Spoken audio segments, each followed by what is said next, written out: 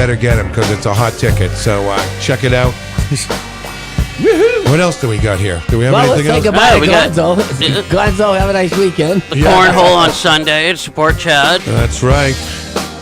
Get out the cornhole. and the lovely Kyle Clayton. Love it. Yeah, Kyle, we'll see you Monday. Kai. Yeah. Kai. Can't wait, Pete. Little Petey. All right, keep it right here. You got Matt Connarton Unleashed coming up at 4 p.m. We are out of here. Yahoo! Have a great weekend, everybody.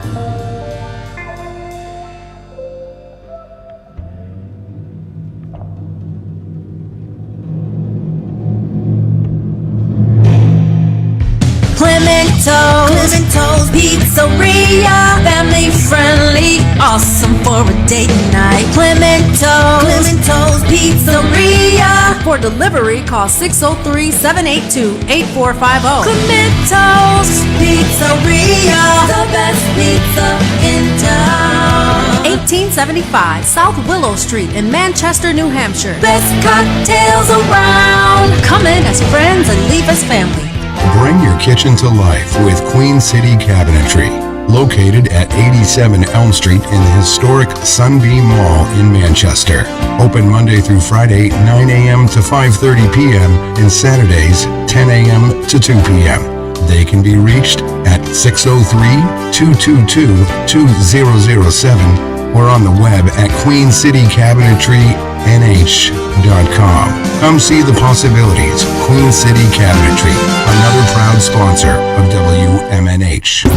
You are listening to WMNH-LP, Manchester's radio, broadcasting at 95.3 megahertz frequency modulation from the top of 1000 Elm Street.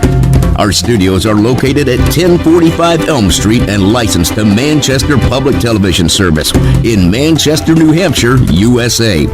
Contact us by email at WMNH953@gmail.com or through our website at WMNHradio.org.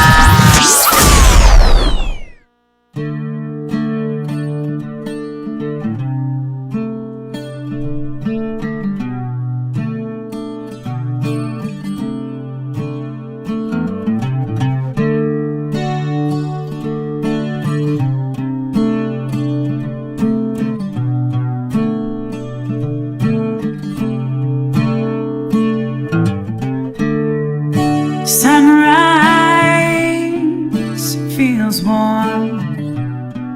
It's a brand new day for me too. I'm capsized with an overflowing feeling of what's in store today. Oh yeah.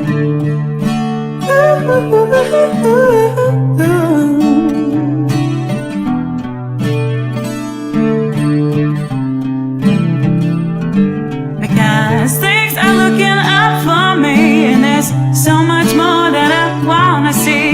The breeze, the breath, the air, it feels so new. And there's a person that I wanna be, and it's so much more than you'll ever see. And these are just a few words to make it true. Why I ain't with you. Oh yeah. Why I ain't with you.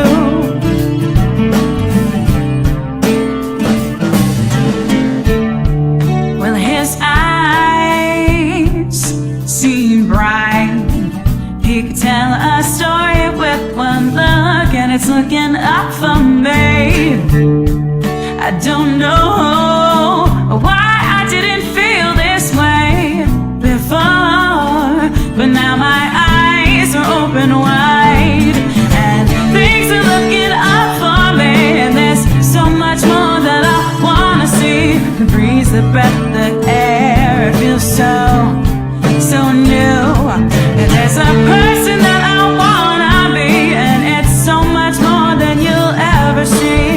And these are just a few words to make it true. Why with you?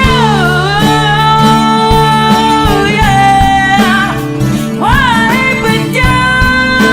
Yeah, yeah. Well, baby, we had a good time, but there's something else that's on my mind. It justifies the reasons that we're through. And why with you? Yeah, yeah. Why with you? Yeah, yeah. Because things are looking up for me, and there's so much more that I wanna see. The breeze, the breath, the air, but it feels so new. And there's a person that I wanna be, and it's so much more than you'll ever see. And these are just a few words to make it true. Why I ain't with you? Oh yeah. Why I ain't with you? Because things are looking up. Things are looking up, baby. Things are looking up. Oh yeah. Oh, oh, oh, oh, oh. For you, darling, oh. Why I ain't with you? Oh yeah. Did you find it? Yes, under U.S. government. Now we need directions. Excuse me, sir. Can you direct me to the naval base in Alameda? It's where they keep the nuclear vessels. Nuclear vessels. Excuse us. Oh, excuse me. We are looking for nuclear vessels. Can you tell me where the naval base is in Alameda? We're looking for Hello, we are looking for the nuclear vessels in Alameda. Could you tell me where? Can you help us? Please, we're looking for the naval base in Alameda. Could you tell me where the nuclear vessels are? Ooh, I don't know if I know the answer to that. I think it's across the bay. In Alameda. That's what I said, Alameda. I know that. But where is Alameda? I bet I know someone who could tell him where the nuclear vessels are.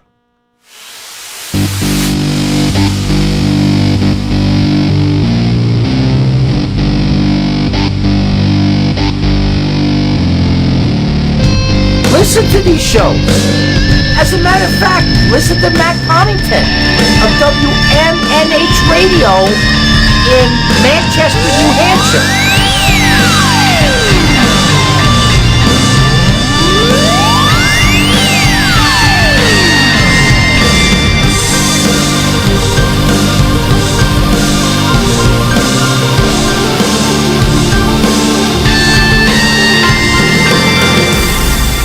Was that a cheap shot? Hey, everybody, welcome. Here we go. It's Matt Connerton Unleashed, and we are live from the studios of WMNH 95.3 FM in glorious downtown Manchester, New Hampshire. Also on Comcast 97 if you're in Manchester. And hello to all of our online listeners across the nation and around the globe. Of course, you can go to my website, mattconnerton.com. For all of your live streaming options, social media links, contact info, show archives, etc., etc. Today is Friday, August 12th, 2022. So nice to have you all with me today. Very exciting Friday. We have, as is so often the case, much to discuss on the show. Also coming up today, of course, at the 5 o'clock hour, we will have Eric Pilcher's classic film review, and this week Eric has reviewed for us the film Fargo from 1986, and it's I think actually it is the first, not the first Coen Brothers film, but the first Coen Brothers film that I ever saw. I remember seeing it with my friend Jay and absolutely loved it, saw it in the theater. But, and of course, Eric's film reviews are a very popular feature here on the program. So that will be coming up today at 5 p.m. on the program. So we look forward to that. Something that is not happening today. We were supposed to be joined in studio by Diane Ruggiero and her guitar player. They were going to come in during the second hour, play a couple of acoustic songs for us and get caught up with them. They've been on a tour recently, and so we were looking forward to that. Unfortunately, Diane is not able to be here. She messaged me a little bit before the show. They were going to come in during the second hour and said that apparently there was a terrible accident. I'm not sure where she was coming from exactly, but she was not in an accident. She's fine, but there was a terrible accident, big pile up, and traffic was more than moving slowly, not moving at all. And she was looking at the time and looking how far away she was still from getting here and said, I'm sorry, I'm not going to make it. So Diane will not be joining us today, but no worries. Of course, the nice thing about doing a show like this is it is not dependent on guests, and there's always plenty to talk about. But I was looking forward to seeing Diane. She will no doubt reschedule. Very talented singer-songwriter, and it's always fun to get to hang out with her. So we shall have her on the show soon, I'm sure. We will maybe next week, maybe a week from today they can come in. But we do have, of course, Eric's film review. I was going to do that a little bit earlier than usual because of our guests, but I'll do it at 5 like usual. And consistency is good. Let's see. Also, we do have somebody else who might be stopping in if he's able to, but that song that we opened, by the way, called Why I'm Not With You or Why I Ain't With You? It's Why I Ain't With You. I think in my mind I was thinking Why I'm Not With You because, my friends, I'm a stickler for grammar, as you know. But no, it's Why I Ain't With You. By the great Ali Beaudry, and we're featuring some of her music today because she is performing live tonight at the Hop Knot in the Brady Sullivan at 1000 Elm Street, right across the street. They've got those delicious gourmet pretzels. They have an assortment of craft beer. They've got a lot of great things going on there. And every Friday night, they have live music. They have a different singer-songwriter, or sometimes a duo comes in and plays. And tonight, it is Ali Beaudry returning to the Hop Knot. So we'll play another one of her tunes at the end of the show as well today. But very, very talented. And so that is called Why I Ain't With You. That's not recent. That goes all the way back to 2008 from an album she put out called Wicked Webs We Weave. But very talented. I have not, at least not that I can recall, I have not seen her live, but everything I've heard is enormously positive. So she will be performing live tonight at the Hop Knot from 7 to 9 p.m. There's a lot going on in our corner of the world here in Manchester, New Hampshire. Of course, Friday night's very busy. Not only do they have live music at the Hop Knot, but DJ Reckless performing tonight at the 603 Bar and Grill, right up the street, actually. Like, what is that, a block from here, 2 blocks from here? Very, very close. He will be performing there live this evening, so you can head over there to see DJ Reckless. And of course, if you'd like to spend the evening with your radio family here at WMNH 95.3, after this show, we have Granite State of Mind, hosted by the great Rob Azevedo. And then tonight at 7:30, from 7:30 to 10 p.m., it is Retro Spectrum Radio with Paulie C. And I have the honor and privilege of being one of Paul's co-hosts on that show, along with our friends Dan Randall of Dan Randall and the Randlettes. And DJ Steve will be joining us as well. So that is tonight. So lots going on.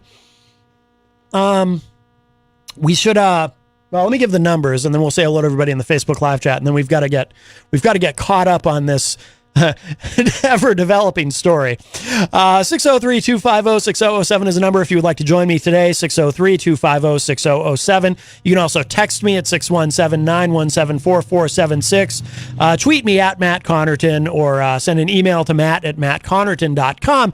And of course, you can interact and opine in the Facebook live chat. But the best thing to do so that we can hear and enjoy your dulcet tones is to give us a call at 603-250-6007. Oh, by the way, speaking of dulcet tones, so I think and by the way, this is not a bit. This is 100% true. I was already asleep, but I woke up this morning to a text message from my father. Now, usually when my dad sends me a text, it's usually something very long and a lot of unfortunate evaluation of my program. He's, you know, I mean, he tells me he's proud of me when he likes what I do on the show, and he tells me how vehemently he disagrees when he doesn't like what I do on the show. But I woke up this morning, I received, this is the shortest text I've ever received from my dad, because he uses voice to text and he speaks very freely. But I got this. It said this: "You want to get down and dirty with me." I received that from my father. Now, if you're something on that microphone here. If you are a newer listener, that might sound particularly strange and troubling, but I replied to him. I said, "Easy G took your phone," because I don't know if my dad was just feeling silly or if he was channeling from some Easy G, but we all, of course, well, those of you who have been listening to the show for a long time, I shouldn't say we all, because we're always picking up new listeners, new recruits, but those of you who've been with us for a while might remember Easy G speaking that same phrase to Daryl the Dragon Dion. Want to get down and dirty with me? Yes, challenging Daryl Dion to get down and dirty with him. Want to get down and dirty with me? So apparently my father was channeling Easy G, filling the void, because we don't get to see Easy G or even hear from him anymore. He's been taking care of himself, but my dad helping to remind us of the joy that Easy G brings us. Want to get down and dirty with me? So there you go. All right. 603-250-6007 is the number. 603-250-6007. Let's see. In the Facebook live chat, we have Melanie La Liberty from the great state of Vermont. Hello. Eric Pilcher, of course, from Cedar Rapids, Iowa. And I mentioned Eric Pilcher's classic film review. We always look forward to that every Friday at 5 p.m. And today the subject is Fargo. Jason Fedderson joins us in the chat and says, "Good afternoon, everyone." Jenny is in the chat and says, "Shalom, peeps, from a clandestine mission," or clandestine. I can't believe I pronounced that incorrectly. I'm usually pretty good about that. Clandestine mission. I apologize. I put the emphasis on the wrong syllable. It's clandestine. Clandestine sounds like the name of a country or something. That's where the clandestinians live, in clandestine. And Crystal, our friend Crystal from the great state of Illinois, joins us and says, "Hello, everyone." Hello, Crystal. Let's see. So, previously on Matt Connerton Unleashed, we were talking about yesterday the search of Mar-a-Lago done by the FBI. Well, so Merrick Garland, Attorney General Merrick Garland, he had he had made a statement saying that if the Trump team and Trump's attorneys agreed that they would, they would petition the court, the Department of Justice would petition the court to unseal the search warrant and so forth. Well, it has been done. And oh my God. Well, let's see. Let's see here. It's, let's see. I want to look at a few different sources here because there's a lot to this. Jason Fedderson says, I said something was on the microphone. He said, "Wait, was there leftover wiener on the microphone?" I don't think so. I hope not. Yikes. Oh, there's an actual... So Reuters has this. FBI removed top secret documents from Trump's home, Justice Department says. And they have the actual warrant. You can look at the actual warrant if you go to Reuters.com with signatures and everything. Well, that's exciting. All right, let's see. I think let's go with Insider.com, which used to be Business Insider. They've rebranded, Mar-a-Lago raid live updates. DOJ investigating if Trump broke 3 federal laws. By the way, we did mention yesterday, in 2018, Trump very proudly signed a new law. I don't remember what it's called, but it's increased penalties for things like espionage and, things like that. Mishandling of classified documents, the type of thing that Crooked Hillary was accused of doing. Remember that, the lock her up chance and all that. Y'all remember that, right? Anyway, and you all are familiar with, well, I don't know if it would be technically projection, to use a psychological term, because it hadn't actually happened yet, but Anyway, what like when you accuse someone of doing something that you haven't yet done yourself, but you intend to do in the future, what would that be called exactly? I'm not sure. Anyway, well, it matters not. So this is from insider.com. So this is where we are now. Here's the latest. Here's some key points. The FBI searched former President Donald Trump's Mar-a-Lago home on Monday. We all know that. Trump signed off on the release of the search warrant used, the Justice Department announced today. And Trump is reportedly under investigation for violations of 3 laws, including the Espionage Act. Oh, my. Let's see. Oh, Insider.com also has the warrant. Let's look at this. Let's look at the 3 federal laws that the Justice Department is looking at in terms of what Trump has done. By the way, before we go any further with this, so the defense, of course, because you have people in the Republican Party who are going to defend Trump no matter what, and they have an answer for everything, right? You know, I saw a clip of Lindsey Graham. Senator Lindsey Graham of South Carolina was on Jesse Waters' show on Fox News, and you know, they were talking about how, the FBI plants evidence and this and that. And, so they've got it all covered. Trump's acolytes, the true believers, the MAGA folk, they have it all covered. No matter what, they have an answer for everything. So, of course, their answer for all of this will be, it was a setup. The FBI is corrupt. The FBI set Trump up. Of course, once again, as I've been saying throughout the week, it doesn't make any sense because all of this, with the exception of Trump possibly ending up in prison, and I'm not saying I think that's going to happen, but I mean, this is prosecutable if he could be charged here in theory, right? But at least in the short term, all of this is helpful to Trump. So why would the FBI do things that are helpful to Trump? And for newer listeners who might not be quite so politically savvy, it's helpful to Trump because it galvanizes the base of the Republican Party that still loves and adores him no matter what he does. And they do love and adore him. I mean, we're talking about a guy who committed dereliction of duty on January 6th when our nation's capital, the seat of our democracy, was under attack by domestic terrorists. And he sat on his hands for 2.5 hours and didn't bother to stop it. And they still love him. So obviously, you cannot deprogram some of the cult here.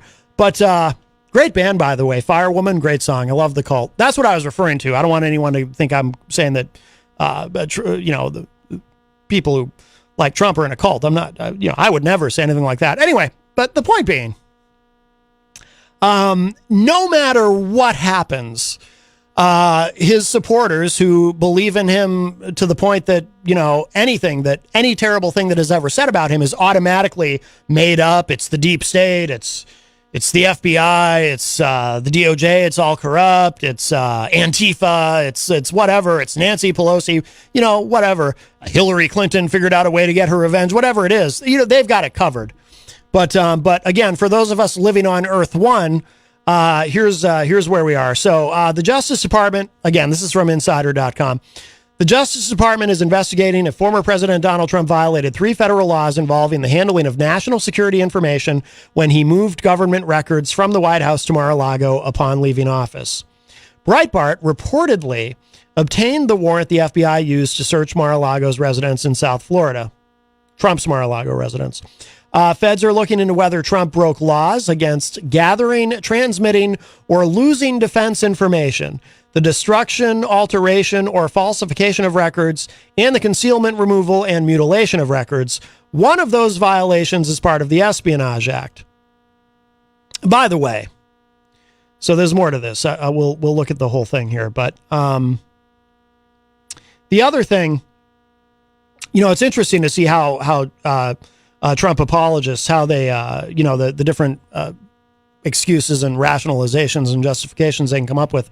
Obviously, some of them say, well, the FBI set him up, they planted evidence. Also, the other thing that we're hearing is some of them are taking a different tact and saying, he declassified everything. He has the power to declassify anything he wants to. All of this was declassified. That's BS, just so you know.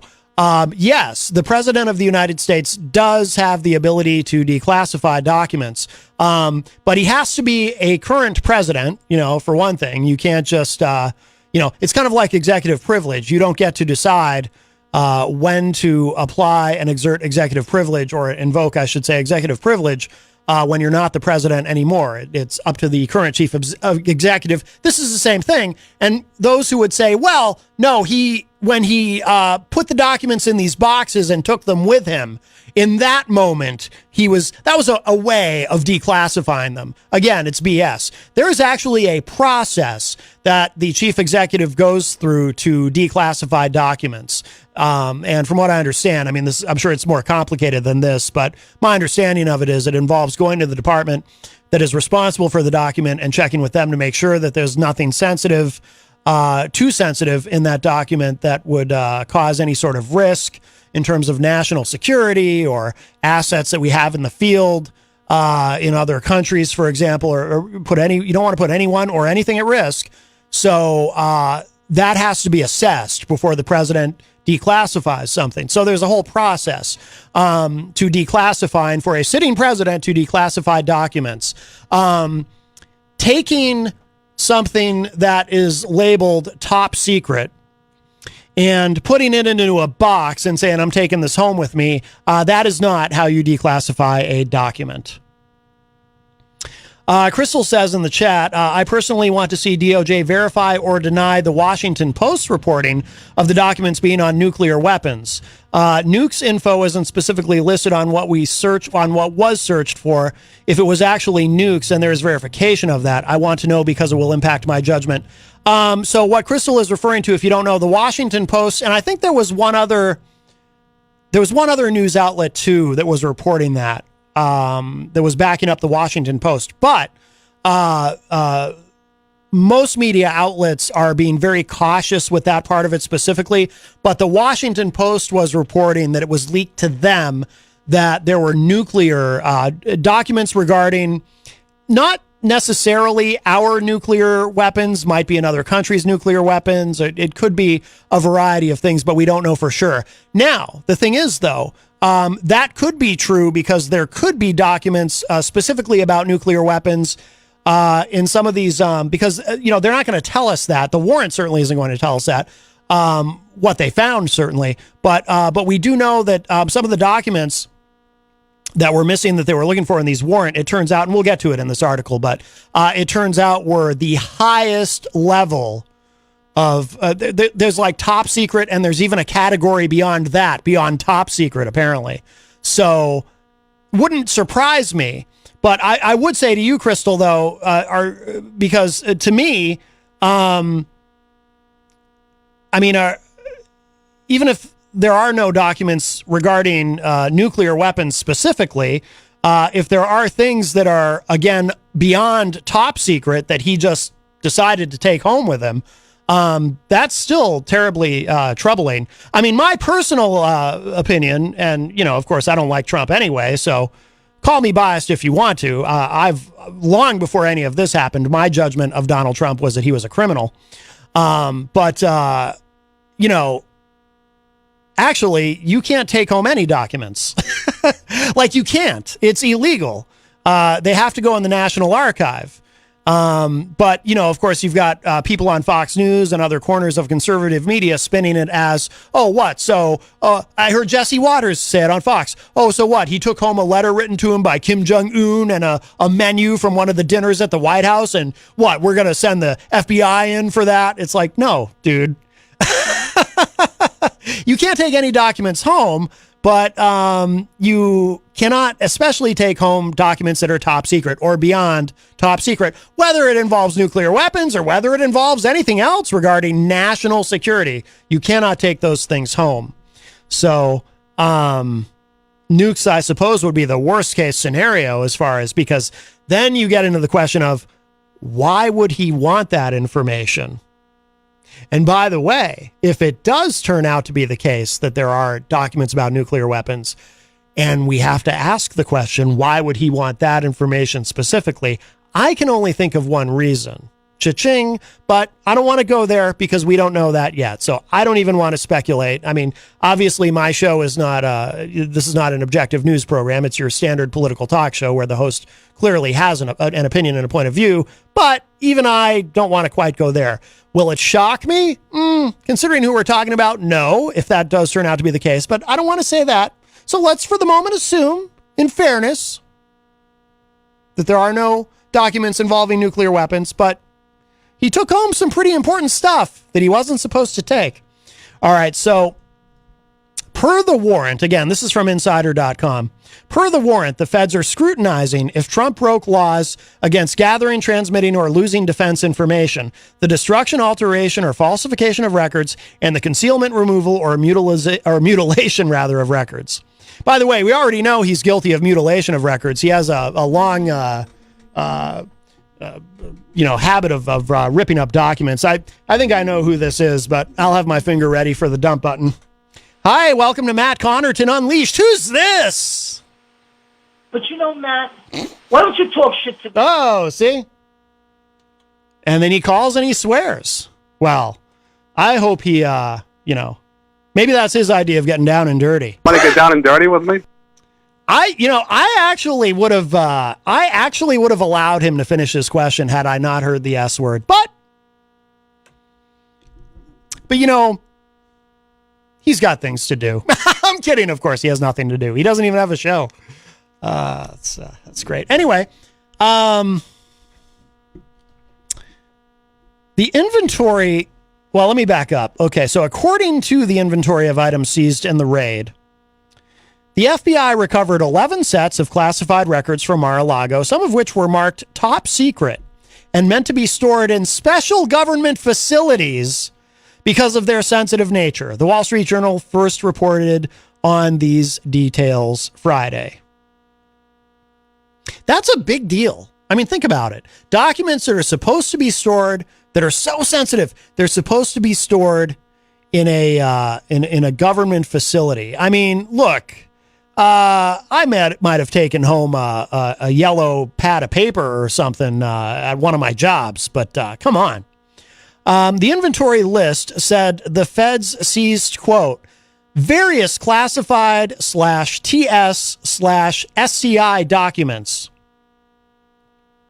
which refers to documents marked top secret, miscellaneous confidential, secret, and top secret documents, and a number of other boxes.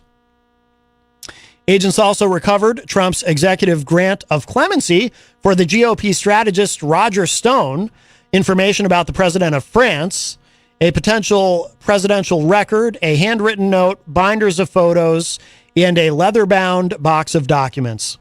Oh, I wonder if he has the binders full of women that Mitt Romney used to talk about. The Washington Post reported late Thursday that the feds were specifically searching for classified nuclear documents when they executed the warrant at Mar-a-Lago this week. And again, that is not, I heard NBC News say that today. Now, they've repeated it, but they're very careful to say, we have not confirmed this. So we do need to be careful about that. Jason Federson says they should have hid those documents in a salad and he never would have found them. That's true, yes.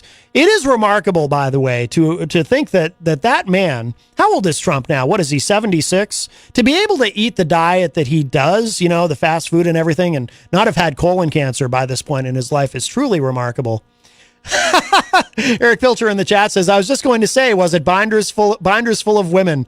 Yes, that was, I don't know if everyone remembers that necessarily, but it refers back to a debate between Mitt Romney and Barack Obama when Romney was challenging for the presidency in 2012 and the binders full of women. Just look it up. You'll figure it out. But I actually said that once on the radio show, by the way, to a guest. I made a reference to the binders full of women. I forget who it was that was on the show with me that day. Oh, it was a couple of people who were in this room with me on the show. And I made a reference to Mitt Romney's binders full of women, and they didn't get the joke. And they didn't get the joke to the extent that they didn't know the reference. Probably they didn't watch that debate. I watch all the debates, as you can imagine, because I'm a political junkie. And I swear to God, in my headphones, I could hear an audible thud of the joke hitting the floor. because that's how badly it bombed when I said it. But I'm glad that Eric Pilcher appreciated it. Let's see. Okay, here we go. Asha Rangappa, a former, I probably didn't say that correctly, a former FBI agent and an editor at Just Security, which is a great website, by the way, justsecurity.com, wrote on Twitter that given the highly sensitive nature of the documents, it was, quote, no wonder that the Justice Department pursued a warrant against Trump. DOJ, for its part, has frankly shown a willingness to risk national security, at least temporarily, in order to show some deference and courtesy and benefit of the doubt to a former POTUS. I think it's fair to say that if you or I tried this, we'd be arrested on day one, unquote. So I guess what Asha Rangappa, and I might actually have gotten it right that time. I guess what this person is saying is that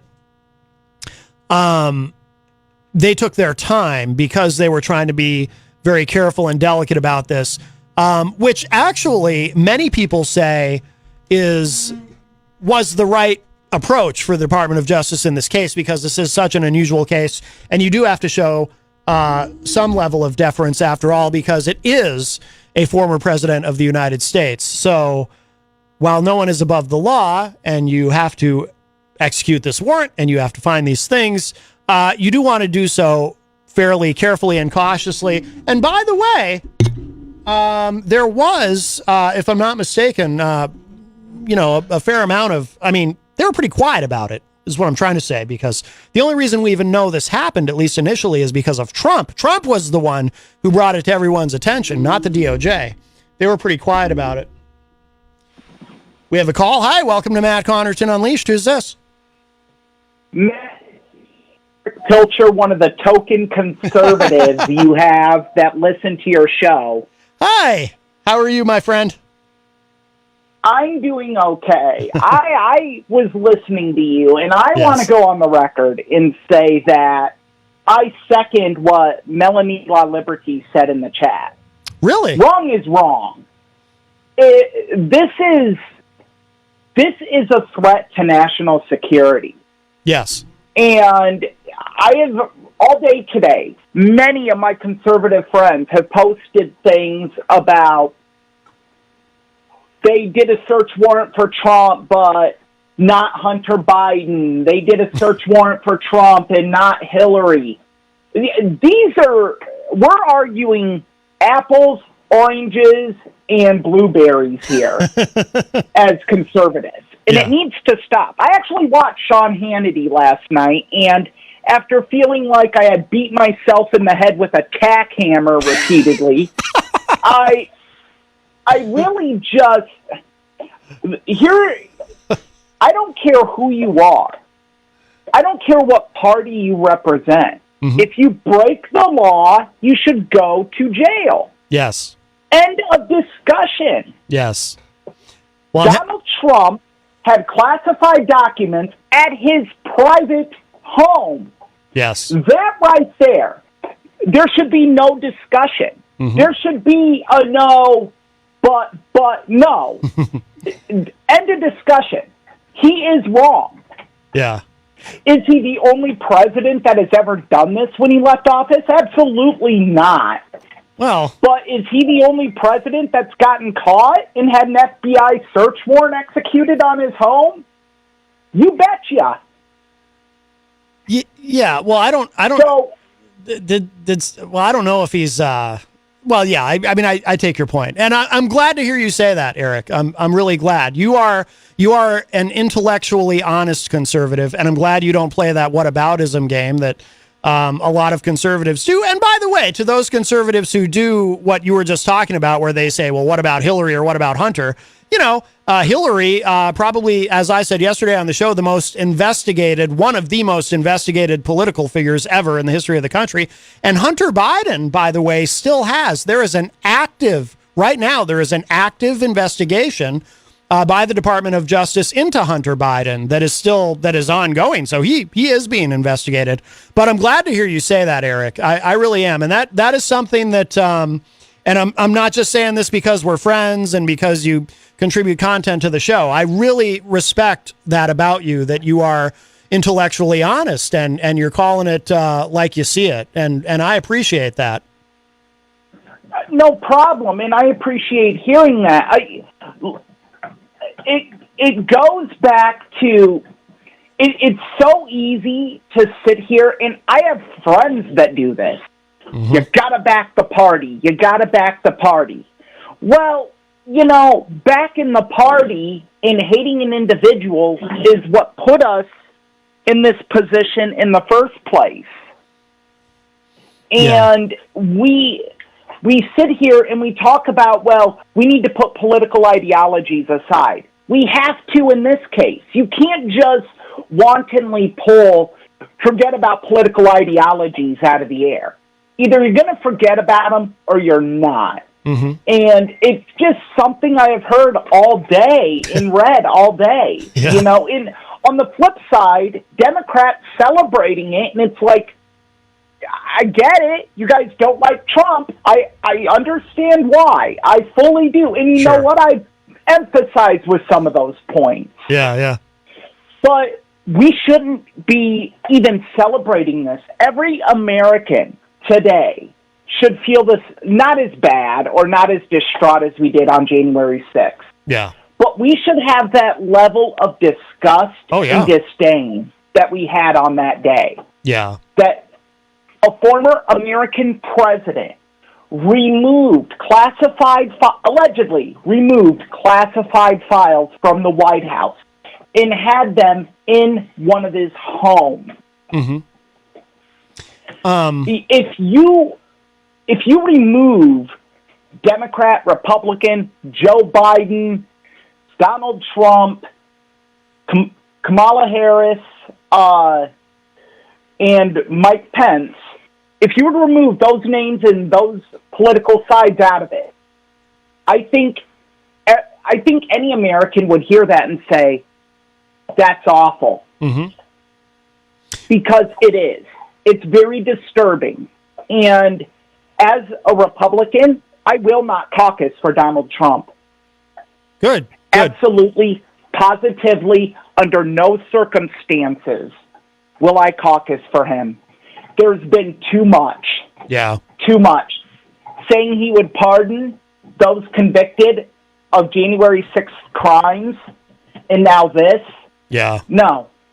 I remember. Absolutely not. I remember you will not support him in 2024. I remember you saying that to me too. I don't think you said it on the show. I think you said it in a private message on Facebook. We were talking, and you said that you had heard him say at a rally that he would consider pardoning if he was reelected, pardoning the people on January 6th, and that you would not support him if he's serious about that, because that's obviously going too far. Let me ask you this, Eric. I'm curious about something. Are you frustrated that, because it seems to me right now, if there was ever a moment for the Republican Party to just toss this guy over the side of the ship and sail away and get DeSantis or whoever is going to be next, and I think DeSantis is already the biggest threat to Trump. Certainly he's raising a lot of money. I mean, does it frustrate you that, because obviously there's some of you who see this, but it seems like the bulk of the Republican Party still wants to stick by this guy no matter what. But it seems like if there was ever a moment like this is it, time to throw the guy overboard, what does the Republican Party have to lose by getting rid of this guy? You know what I mean? You have everything to gain, right? Absolutely. And the problem is Republicans, and we've talked about this briefly, are a lot more vengeful than Democrats. They're a lot more, how do I want to say this? Ruthless. They're a lot more spiteful. And they will play the like Game of Thrones act to a hill. With that, I don't understand it with conservatives. There's this staunch degree of loyalty to certain Republicans. And I see it with Trump, and I'm like, did he do good things? Roast me if you want, people, but yes, yes, he did. There were some things he did that were great. But at the end of the day, as conservatives, we shouldn't sit here and support everything he says, because he has said some unconscionable things. Mm-hmm. And I don't understand how we can support a party that is so shrewd and underhanded, but yet say, oh, we got to be loyal to certain members of it. Right. It baffles me.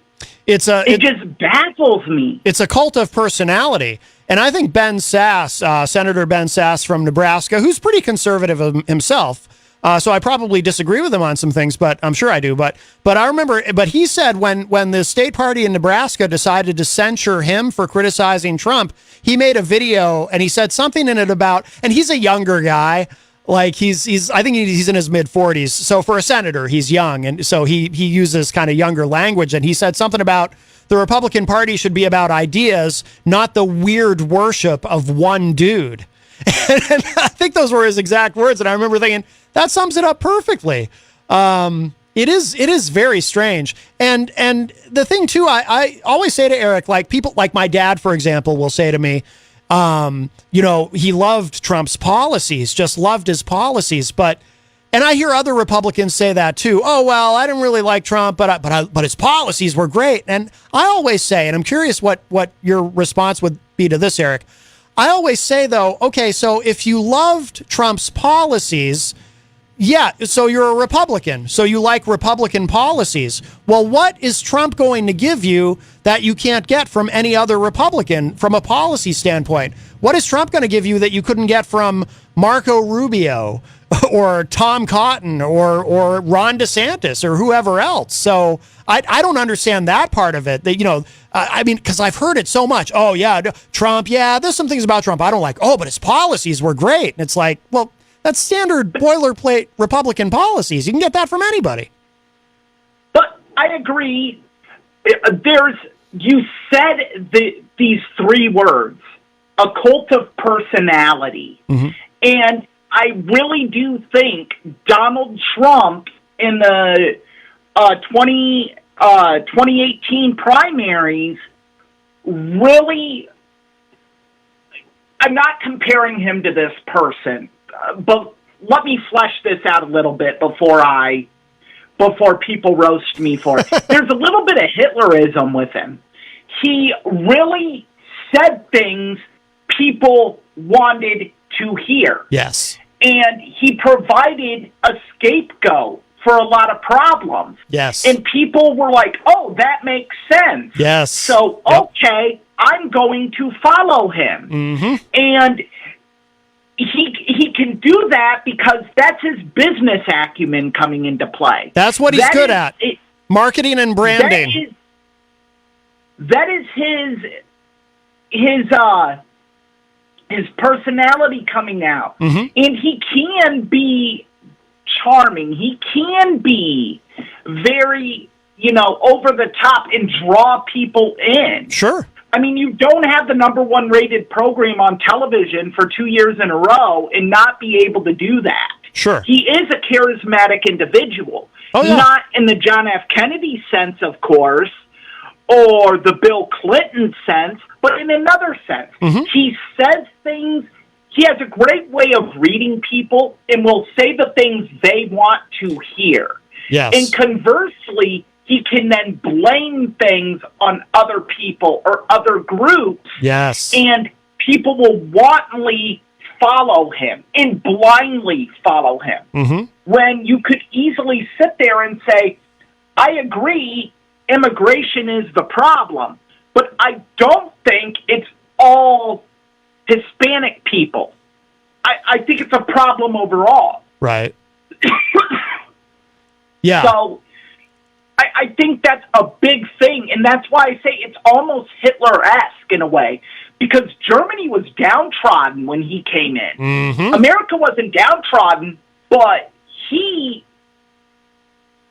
he said things that the German people gravitated to. Yes. You're having economic problems. You know why you're having these problems? Because Jews own these businesses.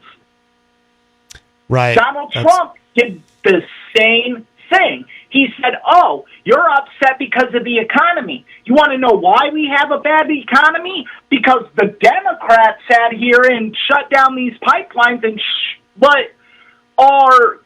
let jobs be shipped out of America. Yeah, rah! Right. He knows They how want to. to take your guns. I have never, and I'm a staunch Second Amendment supporter. I am have too. Never, in my 39 years of being alive, heard of a president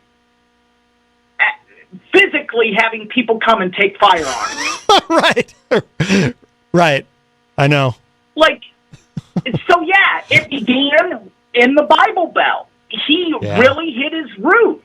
Yeah. And then it spread. And, you know, by the time it spread, there was no stopping it. Mm-hmm. I don't believe in this, well, Hillary didn't travel to the small towns at the end. That cost her the election. No, that election was over a month before that. She had no shot. Once he got the grassroots build in the Bible Belt and started getting them involved and was able to paint Hillary as this shriveled up, shrewish woman, it was it. And again, that goes to his charisma and his ability to get people to believe what he says. Mm-hmm.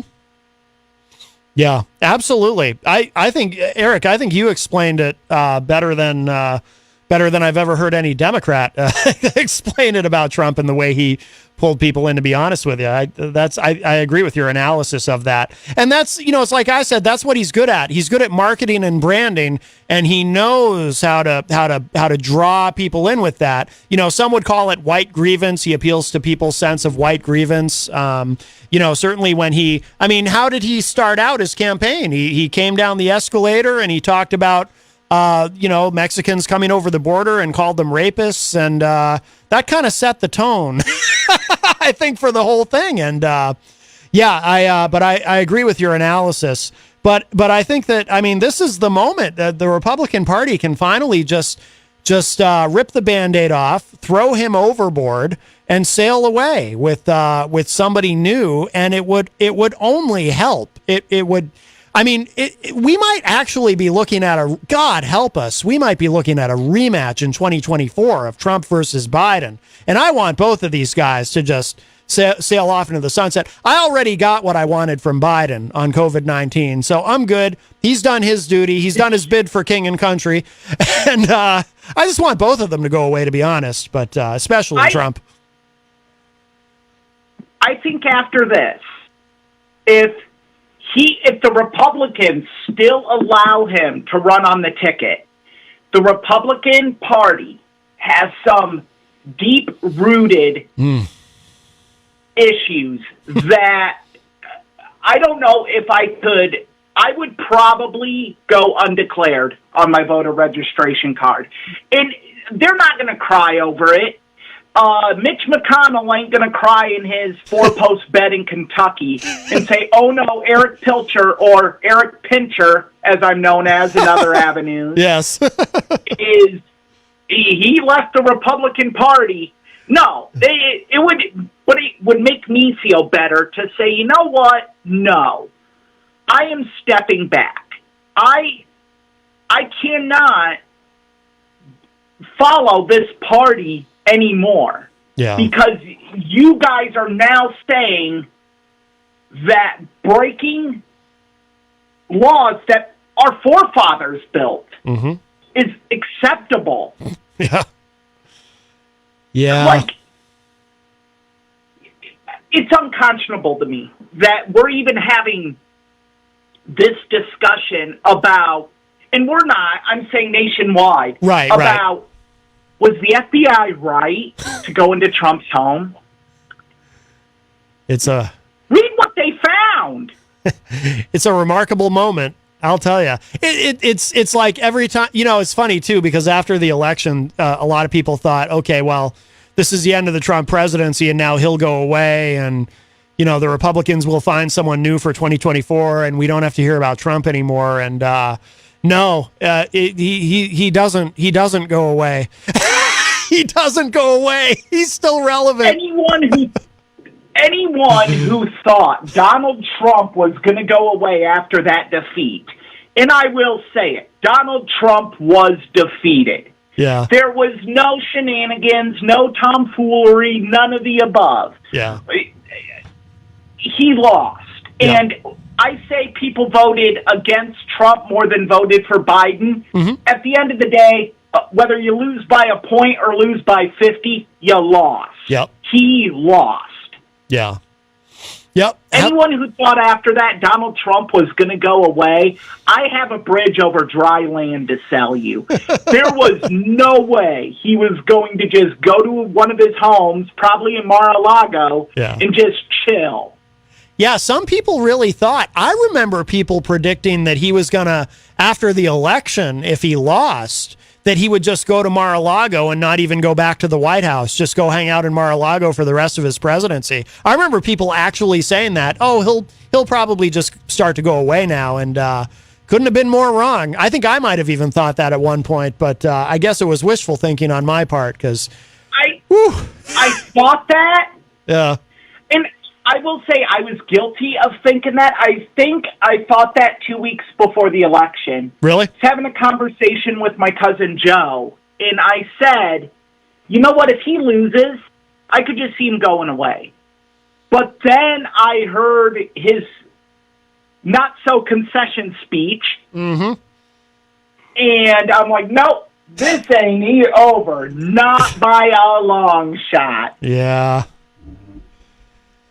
Oh God! Well, what do you think? Do you think it's possible that he actually ends up in prison? I don't think he ends up in prison. I mean, Richard Nixon didn't even end up in prison. I mean, well, yeah, come on. But he got pardoned. I mean, I don't think he ends up in prison. I think we're going to see a monumental punishment handed down, though, because there has to be. Yeah. I think we're going to see the first president get, best way to put it, Pete Rose. I think he is going to be excommunicated. Yeah. I think he will keep his Secret Service detail. Mm-hmm. But I think other than that, him being able to access documents, him being able to get updates, all of that, over. Yeah. I hope so. Certainly can't trust him with any of that now. Again, I go back to one of my original points. What's that say about our democracy? What's that say about the very structure of our country? Mm-hmm. If someone who was our leader, who was sworn in to protect the interests of all Americans, no matter what, stole classified documents, had them in his home, and it's like, you're bad. Go sit in the corner for 5 minutes. Right. I know. Yeah. It is really, it would be really condemning to my belief structure in America. Although there's a couple of different ways you can look at it. So, there's that, but you can also look at it from a positive view in the sense that our democracy has held, in the sense that these guardrails that we have set up, they take a beating, or at least they have recently. Obviously, they get crashed into and whatnot, but they seem to hold up. He's not, he took home secret documents, but he's not getting away with it so far. The FBI was able to retrieve all of that, so that's good. So things are tenuous, and we don't ever want to take it for granted, of course. And I think January 6th snapped a lot of people out of that in terms of taking it all for granted. We don't ever want to take it for granted, but I think we can at least feel good about, it's holding. It's tenuous, but it is holding up so far, and we need to keep it that way. I agree 100%. Yeah, I'm shocked. I actually, when I got home from work, I had an alert on my Moto smartwatch that NBC News had released inventory, essentially, of what was allegedly taken. Yeah. And I was shocked. I only got 3 lines, and I was shocked. It is unbelievable. Well, yeah, and if, by the way, too, I mean, if it turns out that there's nuclear secrets in these top secret documents, because that leads to the question then, if he has that, and now we're speculating, I realize that, but it's fun. Right. It's fun. If he does have that, then the next question is, what was he planning to do with that? And then we get into a really dark place with this guy. But I don't know. But again, I'm speculating. But awfully curious. Yeah. And any opportunity you have to play Nuclear Vessels on air is amazing. Thank you. Yeah, that idea came to me like right before we got on the air. But, I'm an old Trekkie, so I was like, oh, wait a minute. I know what I can play. That is the second best part of Voyage Home. Yes. What would you say is the first being when Spock nerve pinches the punk rocker? Oh, yeah. I love the Voyage Home. Star Trek 4. It's great stuff. It's a guilty pleasure. Yeah. It is a guilty pleasure, certainly. And we don't need to discuss what came after 4 because that was... oh, boy. I like the 5th one, but I came to the conclusion decades ago, I'm probably the only, as far as I know, I'm the only Star Trek fan on Earth who actually really likes Star Trek 5. But I really like it. I think it's brilliant. And I don't get why everyone else hates it, but I realize and accept that everyone else hates it, except me. I'm the only one. I don't hate it. No, okay. But it was bad. It was bad. I don't know why, but I loved it. The whole thing with Spock's brother and Yellowstone camping scene at the beginning. Oh, I love the and at the end the way they bookend it, where with them being at Yellowstone. Oh, I think it is brilliant. But I'm the only one. I'm the only one. It's okay. I actually read William Shatner's diary. There's a book called Star Trek V, William Shatner's directorial diary. Yeah?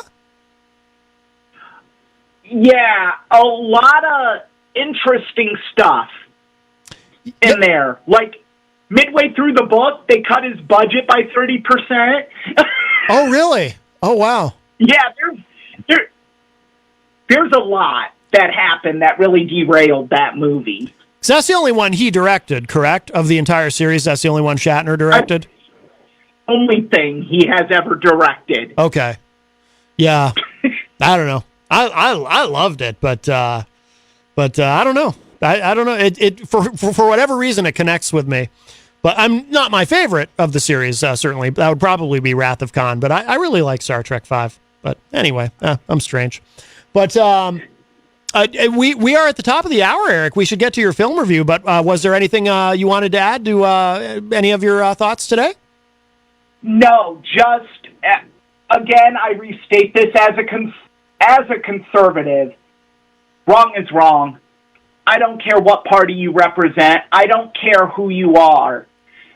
You break the law, you deserve the consequences. Yep. That's it. Yep, absolutely. Well said. All right, my friend. Thank you so much for the call. Great discussion. No, I'm sorry to take up so much time. No, I enjoyed it. Thank you, my friend. Take care. Bye. Bye-bye. All right, that was our friend Eric Pilcher from Cedar Rapids, Iowa. And in a moment, we're going to hear this week's classic film review from Eric Pilcher. This is Fargo that he reviewed this week. I do want to just quickly look at these Facebook comments on the discussion that Eric and I were having before we go to that. Let's see. Oh, well, actually, there's more than I thought. Very busy chat room. Jason Fedderson said if he turns out to be a Russian informant, he should get the death penalty. hard to disagree with that, even though I do actually oppose the death penalty. I don't think he's a Russian informant, though. I've never bought that. Some people think that. I've never believed that personally. Melanie said, "Yeah, I am pretty wise. Thanks for the shout out," referring to Eric saying that he agreed with a comment that Melanie had made in the chat room. Crystal said, Mitt Romney's name came up. Crystal said, Mitt Romney is a creepy douche with his cowardly alter ego he uses online to slam opponents. Pierre Delecto. So no blowback to himself personally. Crystal, not a fan of Senator Mitt Romney of Utah. Let's see. Chris Rose from the Commonwealth of Massachusetts joins us. Hello, Chris. Let's see. Melanie says, I'm celebrating that no one is above the law. Jenny is in the chat, says they asked him, he refused. Oh, they asked him, he refused, referring to the remaining documents that he had not turned over. They showed up and asked, he refused. It took a search warrant and a team to finally get what could put our nation at risk. Heck, our world position is at risk. We still don't know whose nuclear weapons the papers are on. Crystal says he should be charged with treason if that's the case.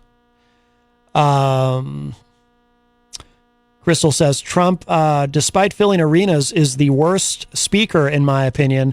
I hate listening to him talk. Yeah, it's hard. It's hard to stomach that. Easy G is in the Facebook live chat. Hello, Easy G. Want to get down and dirty with me? Let's see. Crystal says, I agree with Eric 100%. Jason says, regarding to Eric Pilcher saying that he might leave the Republican Party and go independent or undeclared. Different states call it different things. Actually, in New Hampshire, I think we call it undeclared, right? But Jason says, well, you might as well leave the party now because he will be on the ticket. Very possible.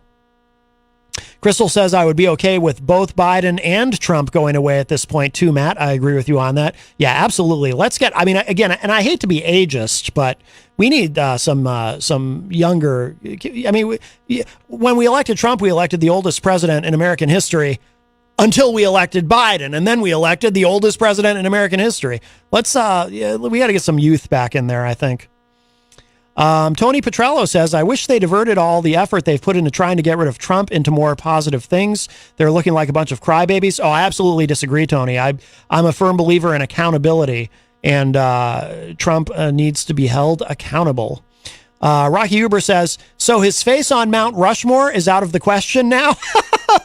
I think so. Let's see. Crystal says, just have to worry about him engraving a huge Trump lettering on the side of it. Rocky says, all this talk of secret documents reminds me of the secret documents Matt received that remain top secret to this day. Yes, that's right. Stephen Conley Sr., who gave me an envelope, a manila envelope of secret documents that I keep hidden under my pillow. All right, let's see. We are just past the top of the hour, so let's get to it. A very popular weekly segment on the show. This is Eric Pilcher's Classic Film Review, and this week is... like I said, it's kind of special to me. It's the first Coen Brothers movie I've ever seen, and I love the Coen Brothers. But I saw Fargo in the theater. It came out in 1996, and that is the subject of this week's Classic Film Review. Also, if you're just joining us and you're wondering about our guest today, Diane Ruggiero was supposed to be here with us today, but she is going to have to reschedule. She was not able to get here, so not a problem. We will have her back another time. But... we'll listen to this. We'll show some love to our amazing sponsors, and then we'll come back and we'll probably continue with the discussion at hand because there is so much to it and it is so interesting. Let's do this. Here it is. This is Eric Pilcher's Classic Film Review, and this week it is Fargo. And keep your retirement and your so-called social security. Big city, turn me loose and set me free.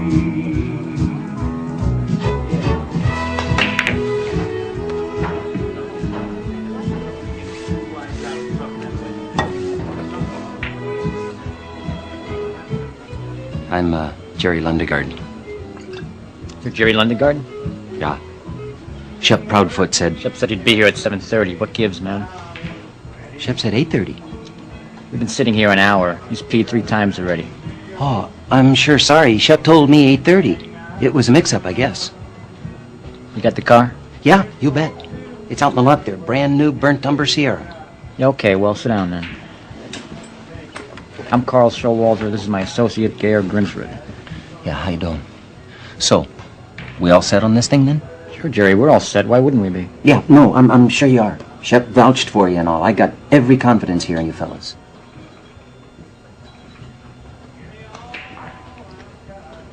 I guess that's it then. Here are the keys. No, that's not it, Jerry. Huh? The new vehicle plus $40,000. Yeah, but the deal was the car first, then the $40,000. Like as if it was the ransom. I thought Shep told you. Shep didn't tell us much, Jerry. Well, okay. Except that you were going to be here at 7:30. Yeah, well, that was a mix-up then. Yeah, you already said that. Yeah, but it's not a whole pay-in-advance deal. See, I give you a brand new vehicle in advance, and then... I'm not going to debate you, Jerry. Okay. I'm not going to sit here and debate. I will say this, though. What Shep told us didn't make a whole lot of sense. Oh, no. It's real sound. It's all worked out. You want your own wife kidnapped? Yeah. My point is, you pay the ransom, what, 80,000 bucks? I mean, you give us half the ransom, 40,000. You keep half. It's like robbing Peter to pay Paul. It doesn't make any sense. Oh, okay. See, it's not me paying the ransom. The thing is, my wife, she's wealthy. Her dad, he's real well off. Now, I'm in a bit of trouble. What kind of trouble are you in, Jerry? Well, that's, I'm not gonna get into, see, I just need the money. Now, her dad, he's real well off. So, why don't you just ask him for the money? Well, it's all part of this. They don't know I need it, see? Okay, so there's that. And even if they did, I wouldn't get it. So there's that on top then. See, these are personal matters. Personal matters? Yeah, personal matters that needn't, Okay, Jerry. You're tasking us to perform this mission, but you won't. Okay, let's take a look at that Sierra. Joel and Ethan Coen, known collectively as the Coen brothers, have often dispelled notions of genre in film. Their films are blends of genres in stories. Unlike other directors that have tried this, the Coen brothers generally succeed. This week's film is one of their most acclaimed and well-known capers. Released in 1996, Fargo spins the tale of car dealership manager Jerry Lundegaard, played by William H. Macy, a man that is looking to get ahead in life and out of a financial bind. When his plan fails, he resorts to having two dim-witted men, Steve Buscemi and Peter Stormare, kidnap his wife to get a ransom from her well-to-do father. The meeting between Jerry and those two men was our opening clip. In our next clip, we encounter Jerry meeting with his father-in-law, Wade, who has a major ambivalence to Jerry that some could say borders on disgust, and Wade's associate about a real estate deal Jerry is very interested in. The meeting occurs, and Jerry thinks Wade is going to lend him $750,000 to make the deal. But things quickly fall by the wayside. How are you, Stan? How you doing, Wade? Good to see you again, Jerry. If these numbers are right, this looks pretty sweet. Oh, those numbers are right, all right. Believe me. This is doable. Congratulations, Jerry. Yeah, thanks, Stan. Well, it's a pretty, What kind of finder's fee are you looking for? Huh? The financials are pretty thorough, so the only thing we don't know is your fee. My fee? Wade, what the heck are you talking about? Stan and I are okay. Yeah? We're good to load in. Yeah? But we never talked about your fee for bringing it to us. No, but Wade, see, I was bringing you this deal for you to loan me the money to put in. It's my deal here, see? Jerry, we thought you were bringing us an investment. Yeah, right. You're saying What are you saying? You're saying we put in all the money and you collect when it pays off. No, I'd pay you back the principal and interest. Heck, I'd go 1 over prime. We're not a bank, Jerry. If I wanted bank interest on $750,000, I'd go to Midwest Federal, talk to old Bill Deal. He's at North Star. He's at... No. See, I don't need a finder's fee. I need... Finder's fees, what, 10%? Heck, that's not going to do it for me. I need the principal. Well, Jerry, we're not going to just give you $750,000. What the heck were you thinking? If I'm only getting bank interest, I want complete security. Heck, FDIC. I don't see nothing like that here. Yeah, but Okay, I guarantee you your money back. I'm not talking about your damn word, Jerry. Jeez, what the heck are you... We're not a bank, Jerry. Well, look, I don't want to cut you out of the loop, but this here's a good deal. I assume if you're not interested, you won't mind if we move on it. Independently. Film theory has a very popular term used to describe directors that use the same techniques, music, contributors, and performers across all their films. That is auteur. The Coen brothers certainly fall under this word, and Fargo is no different from any of their other films. Frequent contributors are all here. Roger Deakins is cinematographer. Carter Burwell does the music. You have Buscemi, Stormare, and Richard Jenkins. But the one that brings all of it together and makes this a truly magical film is the performance of Frances McDormand, who is also the wife of Joel Coen. She plays 7 months pregnant police chief Marge Gunderson. In the following clip, Marge questions Jerry about missing vehicles from his dealership. Make a note and hear how nervous Jerry gets and shaken he is at the questions, and how calm Marge is regarding the whole situation. Mr. Lundegaard? Yeah. Could I take just a minute of your time here? What is it all about? Huh? Do you mind if I sit down? Carrying quite a load here. You're the owner here, Mr. Lundegaard? Nah, executive sales manager. Well, you can help me. My name's Marge Gunderson. My father-in-law, he's the owner. Uh-huh. Well, I'm a police officer from up Brainerd, investigating some malfeasance, and I was just wondering if you'd had any new vehicles stolen off the lot in the past couple of weeks. Specifically a tan color Sierra.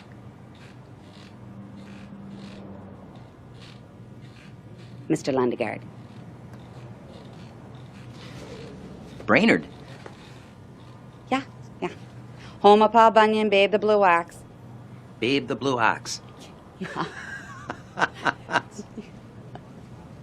Yeah, you know, we got that big statue up there. So, you haven't had any vehicles go missing then? Nope. No, ma'am. Okie dokie, thanks a bunch. I'll let you get back to your paperwork then.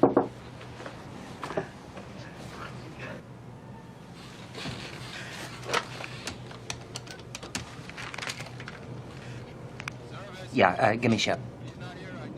The heck do you mean? Where did he go? It's only... No, I don't need a mechanic. I need a... Oh, jeez. I gotta talk to a friend of his. So, have him, Oh, jeez.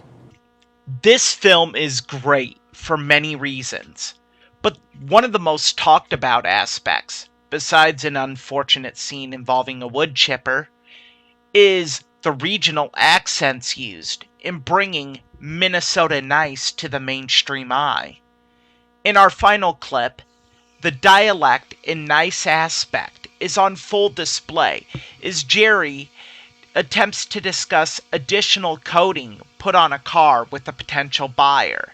Despite being angry and rightfully feeling misled, the man is still, in a way, nice. We sat right here in this room and went over this and over this. Yeah, but that True Coat... I sat right here and said I didn't want any True Coat.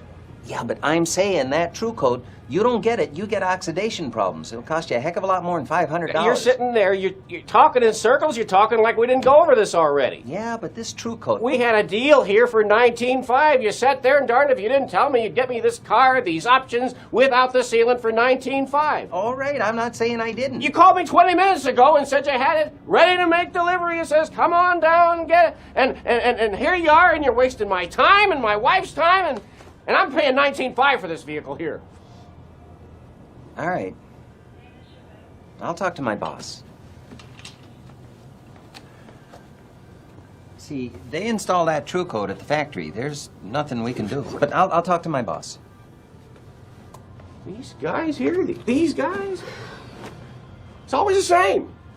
It's always more. You going to the Gophers on Sunday? Oh, you betcha. You wouldn't have an extra ticket. You kidding? Well, he never done this before. But seeing as it's special circumstances and all, he says I can knock $100 off that True Coat. 100. You lied to me, Mr. Lundgaard. You're a bald-faced liar. Okay, please. Where's my checkbook? Let's get this over with. The Coen brothers have a knack for making films that stay in society's consciousness. The first film we looked at of theirs, The Big Lebowski, has quotable lines and references you hear daily. Although Fargo doesn't carry that cultural semblance, it still resonates and does not diminish how great the film is. People that visit northern Minnesota and North Dakota still ask people to say, "You betcha," just like the characters in this film. That shows how much the film means. It has spun off into an insanely popular FX TV series, and it is the most asked about film to the Coen brothers in regards to a sequel. This film takes you on an odyssey. It is funny, dark, and in even some cases heartwarming. Fargo is one of those films that cannot be pigeonholed into genre. And frankly, we shouldn't try. We should just watch and be thankful for the brilliance, captivating performances, and amazing story that we get to experience. Join me next week when we look at Wes Anderson's hilariously heartwarming coming-of-age story, Rushmore. For WMNH and Matt Connerton Unleashed, this has been a Classic Film Review with Eric Pilcher.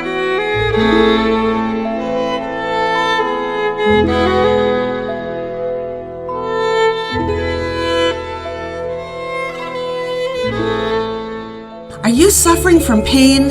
Is chronic pain not allowing you to live a full and satisfying life? Well, you don't have to live with pain. Pain Specialty Group is here for you. We can provide you with an individualized program that will help you manage and alleviate your pain and reclaim the joys in life that pain has robbed you of. Whether it's neck pain, knee pain, lower back pain, sciatica, herniated disc, tendinitis, carpal tunnel, or neuropathy, the specialists at Pain Specialty Group can help you. Do you suffer from headaches, depression, fibromyalgia, arthritis? Pain Specialty Group can give you relief. Pain Specialty Group's pain management program include epidural steroid injections, Botox injections, physiotherapy, stem cell therapy, and ketamine infusions, to name a few. Check out our website for services we can offer you and testimonials from happy and satisfied individuals who have let Pain Specialty Group help them manage their pain. We will work with insurance companies, Medicaid, Medicare, and specialize in workers' comp injuries. Contact us at 603-778-9921. Visit us on the web at painspecialtygroup.com. Email info@painspecialtygroup.com. Let Pain Specialty Group help you.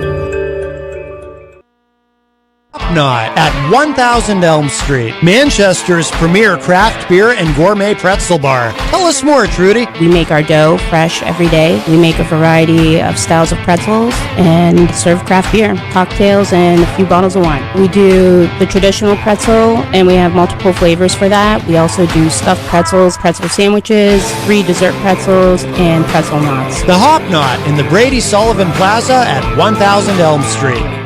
Bring your kitchen to life with Queen City Cabinetry, located at 87 Elm Street in the historic Sunbeam Mall in Manchester. Open Monday through Friday, 9 a.m. to 5:30 p.m. and Saturdays, 10 a.m. to 2 p.m. They can be reached at 603-222-2007 or on the web at queencitycabinetrynh.com. Come see the possibilities. Queen City Cabinetry, another proud sponsor of WMNH. Clemento's Pizzeria, family friendly, awesome for a date night. Clemento's Pizzeria. For delivery, call 603-782-8450. Clemento's Pizzeria, the best pizza in town. 1875 South Willow Street in Manchester, New Hampshire. Best cocktails around. Come in as friends and leave as family. This hour on WMNH is sponsored by CGI Business Solutions, located at 5 Dartmouth Drive in Auburn.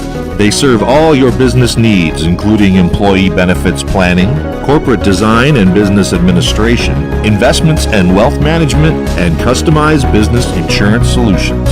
Their phone number is 866-841-4600 or on the web at cgibusinesssolutions.com.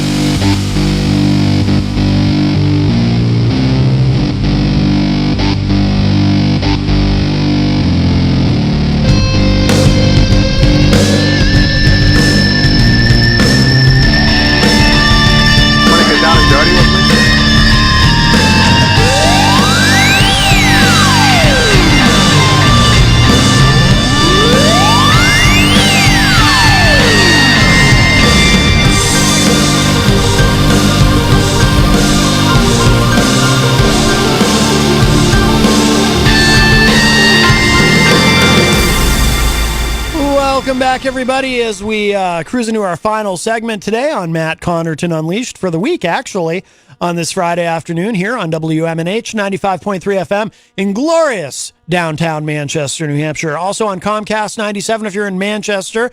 And hello to our online listeners across the nation and around the globe. You can go to my website, mattconnerton.com, for all of your live streaming options, social media links, contact info, show archives, etc., etc. It is Friday, August 12, 2022.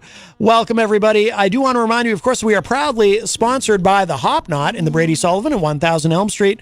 Right across the street, they've got those delicious gourmet pretzels. They have an assortment of craft beer, and they have live music every Friday night. And tonight, performing from, I believe, 7 to 9 p.m., Ali Beaudry will be there. She's kind of in the mix there. I think she's there at least every couple of months, does a performance, and I have not had the opportunity to see her live yet.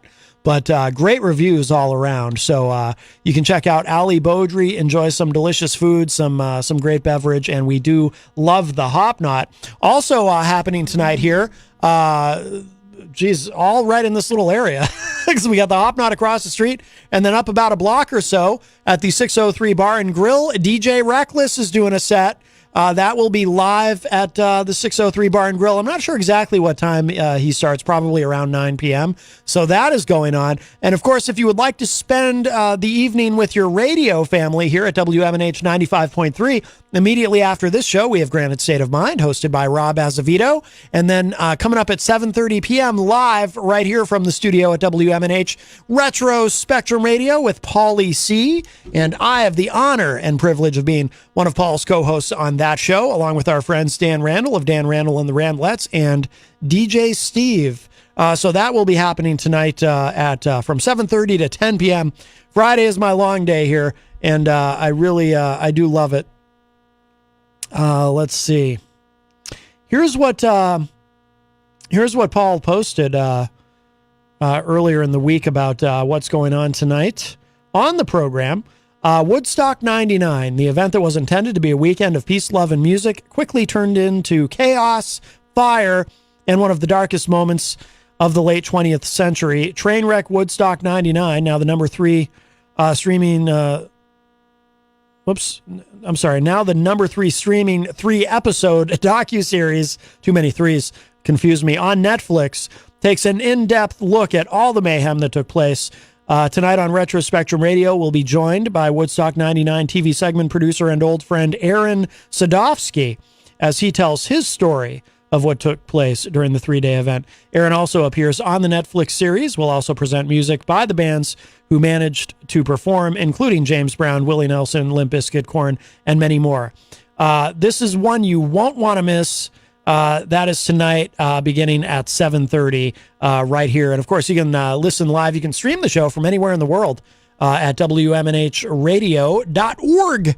And we're on Facebook Live, of course, too. You can watch the show on the Retro Spectrum Radio on Facebook. But Paul usually mutes the Facebook audio on the show because he does play a lot. It's a very music-heavy show, so we end up running into a copyright issue with Facebook. So he usually mutes the audio on Facebook, but you can still participate in the chat room on Facebook while you stream the show at WMNHradio.org. Or, of course, if you're local here in Manchester, you can also listen on your FM radio at 95.3. If you would like to join us today on this program, the number is 603-250-6007, 603-250-6007. You can also text me at 617-917-4476. Tweet me at Matt Connerton or send an email to matt@mattconnerton.com. And of course, you can interact and opine in the Facebook live chat. But the best thing to do, the best thing you can do for yourself today is to give us a call at 603-250-6007. Let's see. We'll get into, I guess we'll move away from, for now, the obviously the Trump story with the, what they found, and what was in that warrant, for Mar-a-Lago. Trump is suspected of violating the Espionage Act, according to the search warrant. We'll see how that plays out, but we'll try to get in some other things for now. It's kind of a shocking story. I remember it was so very long ago. My God, what year was it? Salman Rushdie had written that book, The Satanic Verses, and one of the Ayatollahs in Iran, I think it was one of the Ayatollahs, had put a fatwa, if I'm saying that correctly, on him, basically putting a price on his head, wanting someone to go and assassinate Salman Rushdie for writing that book, which was deemed to be heretical. Eric Street in the chat room says old school radio is the way to go. There you go. And Miriam Banish really enjoyed Eric's review of Fargo. Yes. So here it is all these years later, and there has been an attempt. And by the way, I would think that, after a certain amount of time, and it's been a very long time, Salman Rushdie probably, I doubt that he's ever allowed himself to become complacent over it, knowing that someone had actually put a price on his head, which psychologically has to be just nuts. How do you even deal with that psychologically, knowing that someone has put a price on your head? But it was so long ago, there was probably a sense of, the more time that passes, a sense of, well, it's probably not going to happen, right? But someone stabbed him in the neck. So this is from USA Today. Dateline Chautauqua, New York. Salman Rushdie, the USA Today bestselling author whose writing led to death threats, was attacked today as he was about to give a lecture to the Chautauqua Institution in Western New York. New York police said a state trooper assigned to the event took a suspect into custody after the attack. Rushdie's condition was not immediately known. Andrew Wiley of the Wiley Agency confirmed Rushdie was in surgery. New York Governor Kathy Hochul said in a statement that Rushdie is alive. She said, quote, "He is alive. He has been transported, airlifted to safety, but he is an individual who has spent decades speaking truth to power. Someone who's been out there unafraid despite the threats that have followed him his entire adult life, it seems," unquote. Travis Seward, general manager for 10 Best at USA Today, was at the event. He witnessed a man bound toward the stage from the audience with his arms out swinging. Seward said he did not hear the man shout anything and that Rushdie tried to get away from the attacker and fell. It was not apparent if the assailant had a weapon from where Seward was, but police said the author suffered an apparent stab wound to the neck. Seward said, quote, "It's really unsettling to everybody here. It's peaceful. It's a peaceful place, and it was unexpected," unquote. A New York State Police press release today said at about 11 a.m. a man, quote, "ran up onto the stage and attacked Rushdie and an interviewer," unquote. Rushdie was taken to a hospital by helicopter, police said, and the interviewer suffered a minor head injury. Wow. Skipping down here, there's some more details about the event itself, but I want to get to how this all started, the heart of the matter here. Rushdie is the author of more than a dozen books, and 6 of his novels are USA Today bestsellers. His book, The Satanic Verses, has been banned in Iran since the late 1980s. Wow, so that's how long ago that was. I was just a kid when that happened. All these decades later, somebody tries to kill him. And many Muslims consider it blasphemous. History.com says, quote, "The book mocked, or at least contained mocking references to the Prophet Muhammad and other aspects of Islam, in addition to, and a character clearly based on, the supreme leader of Iran," unquote. After the book was published, Iran's leader, it was one of the Ayatollahs, Ayatollah Ruhollah Khomeini. Ruhollah, if you hear me. Sorry, I had to do it. Ayatollah Ruhollah Khomeini issued a fatwa, or edict, calling for Rushdie's death. I can't believe I did that. Iran's government has long since that was beneath me, was it not? Iran's government has long since distanced itself from Khomeini's decree, but anti-Rushdie sentiment lingered, well, apparently. In 2012, a semi-official Iranian religious foundation raised the bounty for Rushdie from $2.8 million to $3.3 million. Well, so there were some people still pretty serious about killing him. It is not clear whether today's attack had any connection to the edict. Probably a safe guess. Rushdie dismissed that threat at the time. That year, Rushdie published a memoir, Joseph Anton, about the fatwa. Joseph Anton's the name of the memoir. Fatwa. Am I saying that correctly? Fatwa? I don't know. Then it gets back to talking about what happened today. My goodness. Salman Rushdie. So someone tried to kill him today. Jeez. Well, we'll move on from that. 603-250-6007 is the number. 603-250-6007. We've got about 25 minutes, a little under 25 minutes left in the show. So if you'd like to get in before we wrap up the week here on Matt Connerton Unleashed, 603-250-6007. Should we look at, I wonder if we have time to get into this. This might be too big to get into. Well, let's do this. I did want to do something about the Inflation Act. What's it, the Inflation Reduction Act? Is that what they're calling it? Which probably will not actually reduce inflation. There was the CBO report on it. Now I'm looking for the article. I do not believe generally that that there is much that the federal government can do. The best tool for dealing with inflation, of course, is what the Fed does as far as interest rates. That's generally how they manipulate that. We're in such a unique position now. Inflation may have plateaued. That's the good news. And gas prices seem to be trickling down very slowly, but they do seem to be trickling down. That's good too. But, very often these laws that are passed are given names that are misnomers. In other words, what they're called doesn't necessarily mean what they actually do. So this is called the Inflation Reduction Act, but will it actually reduce inflation?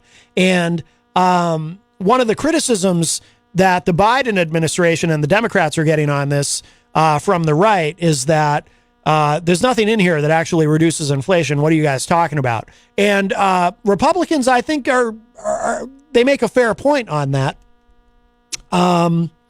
But here's what we've got. So this is from the Committee for a Responsible Federal Budget.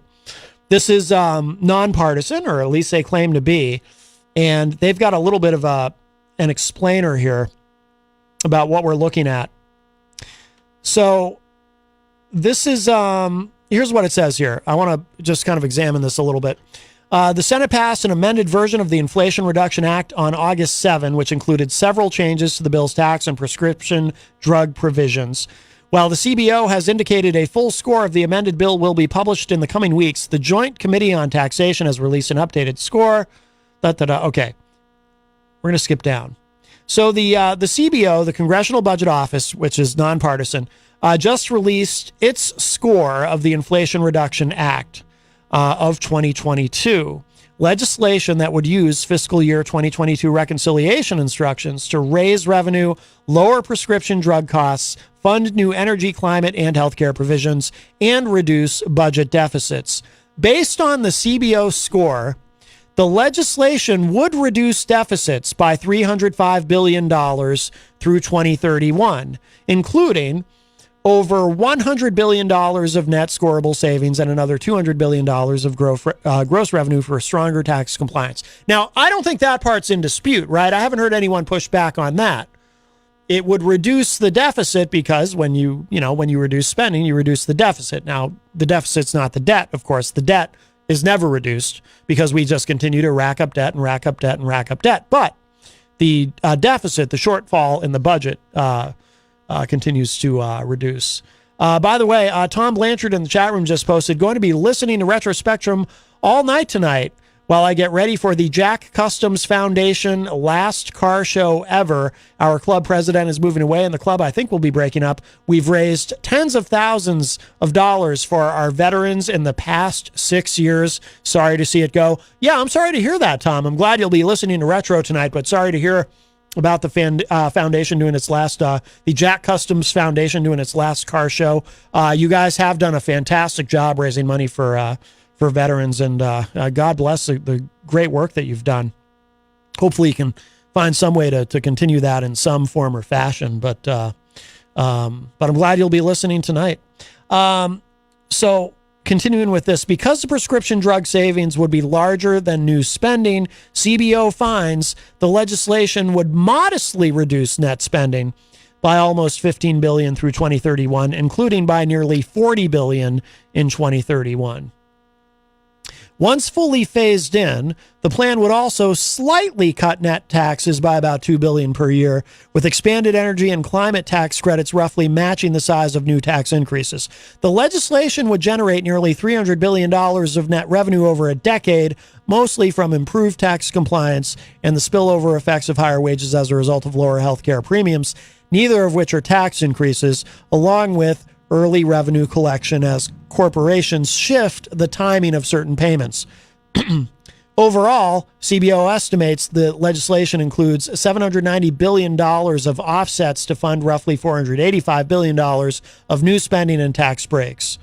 Unlike prior versions of this reconciliation bill, such as the House-passed Build Back Better Act, this legislation would reduce deficits. Along with other elements of the bill, it is likely to reduce inflationary pressures and thus reduce the risk of a possible inflation.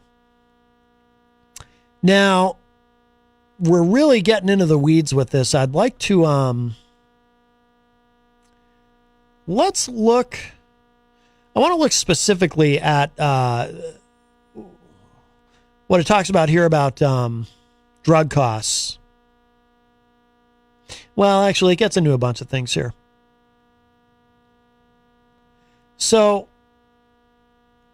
that gives us some of an idea of what it addresses. But it talks about inflationary pressures. It might reduce inflationary pressures. But again, there is no concrete evidence to suggest what will. In other words, there's no way to prove that this will reduce inflation. But we're in an unprecedented circumstance too. Like I always say, the pandemic really kind of reset the table as far as the economy goes. Now, the Committee for a Responsible Federal Budget does say in a separate article that this will help the Fed to fight inflation. It says here, a recent Penn Wharton budget model study has been used by opponents to claim that the Inflation Reduction Act would increase rather than reduce inflation. In reality, the study finds the legislation would have essentially no effect on inflation in the near term and would reduce inflation modestly over time. Now, that's important because people are hurting now. Inflation is hurting everybody right now. Right now is when people are feeling it, and they're going to be feeling it going into the midterms. So what this is saying is, yes, over time it might have an effect, but in the short term, it's not going to have any effect. But it's called the Inflation Reduction Act. So they sort of cleverly named it something that isn't even the main focal point of what it is supposed to do. So that's kind of interesting. But I wanted to look at that quickly. There's some good stuff in there, but that doesn't. There's no indication that there's anything in this bill that's going to actually help in terms of inflation. So I think it's a little deceptive to call it what they called it. I had something separate about inflation I wanted to look at. Now let's grab this call first. Hi, welcome to Matt Connerton Unleashed. Who's this? Hi, Matt. It's Ron. I'll be fast because I know you're getting ready to put a wrap on things. Hey, Ron. One, I was surprised. I not surprised in a bad way, in a good way. I heard you say, God bless, and I even heard you say, I swear to God today. I thought, wow, that's pretty cool. But the reason I'm calling is, today is probably not enough time, but in the future, if we could pick up where we left off, we didn't leave off, but where Social Security is today. I haven't heard much about it in a long time. I know there was always there was a point where they were saying it's not going to be around, and I just want to know what and how the government's dealt with that. Yeah, that's a big question. Yeah, we won't get to it today, Ron, but that's a good thing to dive into next week. Absolutely. So we will definitely hit that next week. That's a good idea. Excellent. Hey, have a blast tonight. Tell Paulie I said hi. Absolutely. You got it, my friend. Paulie and Dan and Steve. Tell them all I said hi. Will do. All right, Ron. Thank you so much. Bye-bye. All right, that was our friend Ron. If you'd like to get in with a call, 603-250-6007, 603-250-6007. So something separate about inflation specifically. So this is from CNBC.com. So they're reporting this was a good week for inflation, but whether it can last is the big question because it does seem that inflation has plateaued, hopefully. Some key points. Import prices fell more than expected and brought some new, much-needed good news for consumers. That news followed reports earlier in the week that both wholesale and retail price increases abated for the month. Taken together, the numbers are reason for at least a little bit of optimism, but it's probably wise to put exuberance on hold. So we'll see, but it says here, and again, this is CNBC.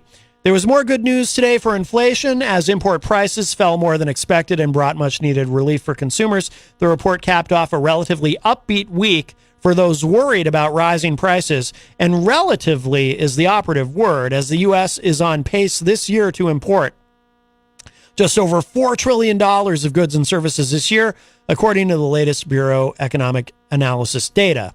With Americans already paying huge bills for food, energy, and a host of other items, any respite is a welcome one. After all, the monthly import price drop of 1.4% was just the first this year, and the year-over-year increase is still more than 8.8%. That news followed reports earlier in the week that both wholesale and resale price increases abated for the month. Producer prices declined 0.5%, and consumer prices, including food and fuel, were flat, both numbers owing largely to a sharp slide in most of the energy complex. People are noticing. A New York Federal Reserve survey released Monday showed consumers are expecting inflation to stay high, but not by as much as previous months. If anything, that's probably just because, psychologically, it's like, how can it get any worse? So when you start feeling like, how can it get any worse? It's so bad, how can it get any worse? Then maybe that has the effect of a little bit of optimism creeping in. If it can't get any worse, then maybe it'll get better. That's what I would owe that to. Today, the University of Michigan Consumer Sentiment Survey, whose ups and downs tend to ride in tandem with prices at the pump, was higher than expected, though still just off record low levels hit in June. Taken together, the numbers are reason for at least a little bit of optimism. The Consumer Price Index is still up 8.5 from a year ago, while the Producer Price Index has surged 9.8% during the same period.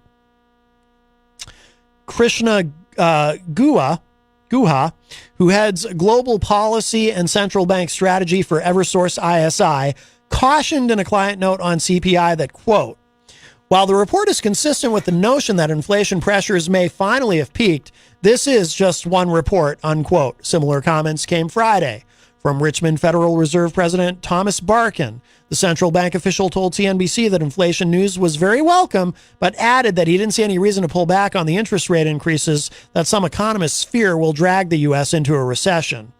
Guha added, quote, there is still a very long way to go before the Fed will feel it as sufficient, compelling evidence that inflation is moderating to stop raising rates, unquote. The Fed and investors will get a look next week at how much of an impact inflation has made on spending. So the Wednesday advance report from the Commerce Department is expected to show a modest 0.2% headline gain for July in retail sales after a 1% increase in June, according to FactSet. The report is not adjusted for inflation. However, there's a wide range of opinion on where the numbers could land. And it goes on from there. I don't want to get too much further into the weeds on that. But so there's some I think I would characterize it as very, very cautious optimism that we may have peaked on inflation and it may have at least plateaued and that we may be past the worst of it. So that's good.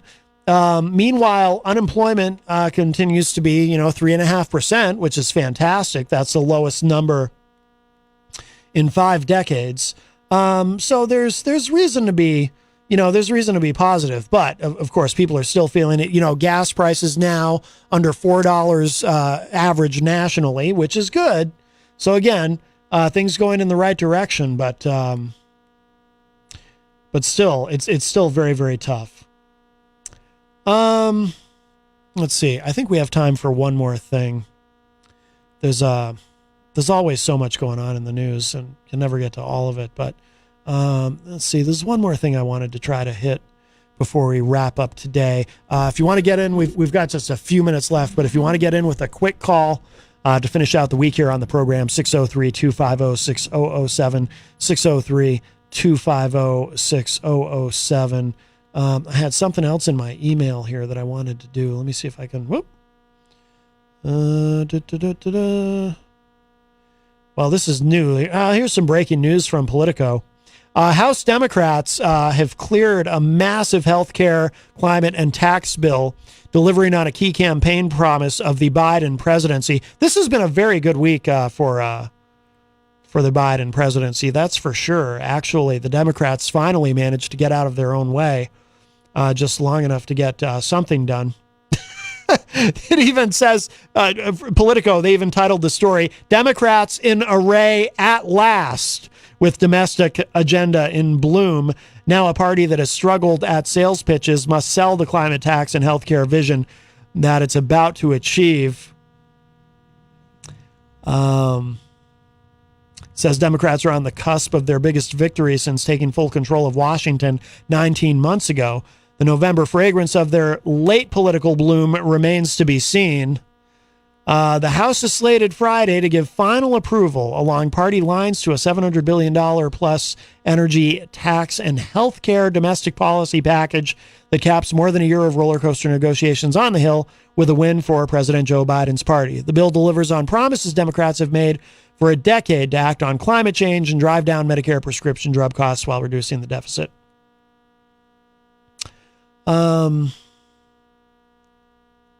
Let's see. There's a lot in here about, I'm going to skip down here. So, privately, many Democrats are looking to Biden for a clearer plan this August, perhaps even the kind of nationwide tour that never happened to promote Obamacare a decade ago. Biden's administration has pledged to House Democrats that they'll dispatch cabinet officials to barnstorm during this month's abbreviated break from Washington. You have to remember, guys, we're really only a few months away from the midterms. It's already August. So, October, we're going to have the midterms. And to suggest, it's really hard to predict. Look, obviously, usually, there's only 3 exceptions in the last 100 years that I know of where this has not been the case. But usually, whichever party occupies the White House loses seats in Congress, and so that would bode poorly for the Democrats. The overturning of Roe v. Wade and Trump's newest potential espionage may have really damaged Republicans here, but it's still, they're going to pick up seats. That's inevitable. But, the Democrats they're in this position now where they're really trying to prove that they can actually get something done. For so much of Biden's presidency, here's what I've always said. And this isn't, I'm an independent, but I do lean left and part of it is, there's a Republican Party that is constantly shoving me ever leftward because, I have a lot of problems with the Democratic Party as well as the Republican Party. I just happen to find the Republican Party to be the more repulsive of the two. But, over the course of the Biden presidency, I think that the Democrats have looked largely ineffective and really have a hard time getting out of their own way, and they're tripping over each other. And I think a lot of that, though, has to do with Biden, I think, has somewhat of an FDR complex. He wanted to be FDR, and I just don't feel like that's why we elected him. I think I said earlier in the show, and I've said it many times, actually, the one thing that I wanted out of Joe Biden more than anything, I did get. I wanted a clear and coherent policy on COVID-19 and a consistent strategy on dealing with COVID-19. And I feel that I got that versus the incoherent mess that Trump was. Don't get me wrong. Trump didn't do everything wrong. The Operation Warp Speed, I give him credit for that, and the 15 days to slow the spread. But, eventually he kind of took his hands off the wheel and said, well, I'm bored with the whole thing. So Biden, I got what I wanted out of Biden in that sense. But Biden wanted to really, and I think he even said as much at one point, he wanted to kind of remake the social safety net in this country. And I'm not saying it doesn't need an overhaul, but I think he tried to do more than what we elected him to do, frankly. So Melanie in the chat says, but what will happen if all Republican candidates are in jail? Well, that seems unlikely, Melanie. My goodness. Unless you think they were all helping Trump in some way with his documents, his top secret documents. But, I think that, and I think the messaging out of this administration has been very poor at times. So we'll see. I think that, I think they're having a good week. I think the Democrats are having a good week. And I don't just mean because of what's happened to Trump, but, they're actually showing that they can get some things done when it appeared that all hope was lost for the Democrats. But it may be too little too late. Because again, politics is like sales. It is sales. You're selling ideas and you're selling yourself if you're a candidate or someone who occupies office currently. And in marketing and in sales, whether you're selling a product or a service or whatever, if you want loyal customers or constituents, voters, you want to try to under-promise and over-deliver. And the Democrats have really done the opposite throughout Biden's presidency thus far. They've really over-promised and under-delivered, or delivered, but delivered so late that people had already kind of given up on them ever delivering at all. So, again, they've had a good week. This has been, I'm not saying it hasn't been. This has been a good week for the Democrats. I don't discount that. But it very well may be too little too late. Melanie says, you're definitely selling yourself if you're Trump. Well, yes. But that's what, it's like I was saying to Eric, and I've said on the show too, that's what Trump is good at. Trump is good at marketing and branding. And that's how he got elected. That's how he got so many people to follow him. People who will follow him no matter what. People who will follow him into the pits of hell if they have to. But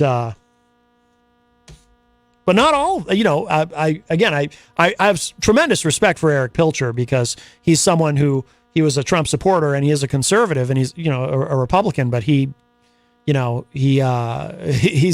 giving Trump a pass on anything. And I think that's great. And I wish, if the bulk of if the entire base of the Republican Party would look at it that same way, they could just toss Trump overboard and be done with him. That's what they should have done after the election. That's what they should have done when January 6th happened, certainly. They should have just tossed him over and said, okay, he's a 76-year-old man anyway, or however old, 75, 76. Let's be done with him and let's look to the future.